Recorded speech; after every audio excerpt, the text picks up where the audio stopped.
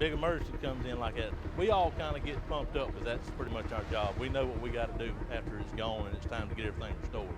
We get as much rest as we can, we get our game plans together, we make sure everybody works safely, and we just get out there and get with it.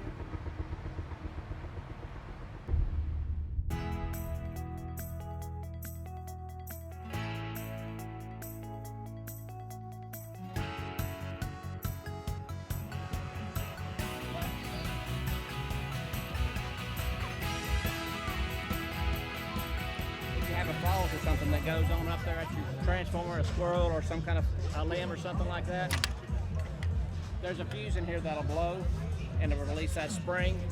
It'll fall down like this, and then when our troublemen are out there looking at it, they'll see this hanging down. I'd have them troubleshoot it. I learned that if the first responder sees one of those mechanisms down, they know that the fuse was tripped somehow, either by a branch or an animal, and then they know how to troubleshoot that area and they know how to turn the lights back on. I came out today to show my appreciation for all those people that help us during the hurricane.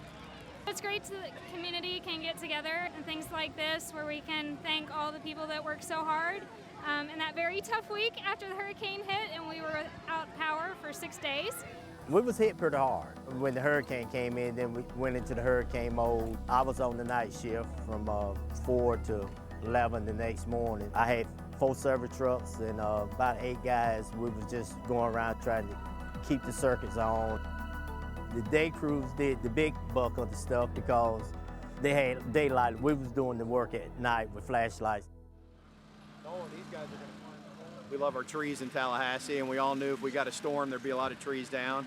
We were without power 4 days. I know some people were out longer, but you know, they're out there in the middle of the night trying to get it fixed, so I appreciate that. We was actually at work when it come through, and the wind blows for probably about 4 hours steady. So it was constantly, a steady wind that long, them trees was just constantly falling over. We had 2 line crews come in, and I think it was roughly about 8 o'clock that night. Well, as soon as the calls started coming in, we started patrolling, getting what we could back on. The most time we come in like that is for critical stuff, like the hospital, stuff like that. We worked till about 11 o'clock, and then the control center called, cease operation. They told us to seek shelter. We went to the building there on Jackson Bluff. We had a generator, and we was monitoring the radios. We was there for any kind of call. They may have given us an emergency situation or something. But other than that, no, we wasn't at home. Our families were at home with the power out and everything else. We was in here in case they needed us. We really got to start by assessing the situation, how much was tore up, how much damage, kind of a rough estimate how long it's going to take to get everything repaired. Safety goes into it really more than anything. When we have that much mutual aid and crews all out at one time, we kind of have to separate ourselves. We can't stick everybody in one spot. You may have somebody down here working on a tap or a feeder and close something in on another crew. You can get somebody injured real bad or get somebody killed. We take groups and focus in certain areas, get that area restored, and then we move on to another area. So that way we know where everybody's at, and we're not crossing back and forth, running over each other.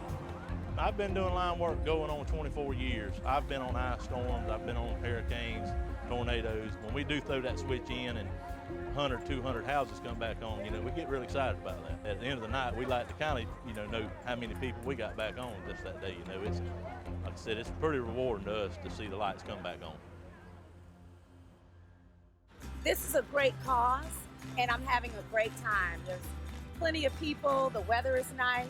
It's a great celebration of what the community will provide for citizens, and we're grateful for that.